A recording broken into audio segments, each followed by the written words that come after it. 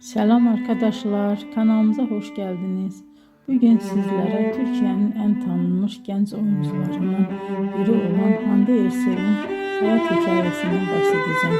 Hande Erçel 24 Kasım 1993 tarihinde Türkiye'nin Balıkesir iline bağlı Bandırma şehrinde dünyaya geldi. Küçük yaşlarından itibaren sanatla ilgileniyordu ve yaratıcı alanlara karşı büyük bir merakı vardı. Daha sonra İstanbul'da Mimar Sinan Güzel Sanatlar Üniversitesi'nde eğitim aldı.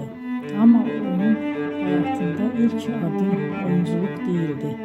Hande Erçel kariyerine modellik yaparak başladı. Genç yaşta katıldığı güzellik yarışmaları sayesinde dikkat çekti ve kısa bir süre televizyon dünyasının kapıları ona açıldı. 2015 yılında yayınlanan Güneşin Kızları dizisinde Selin karakterinin canlandırmasıyla geniş kitleler onu tanımaya başladı. Bu rol onun kariyerinde önemli bir dönüm noktası oldu.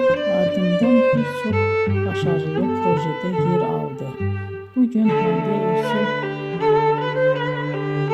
sadece Türkiye'de değil,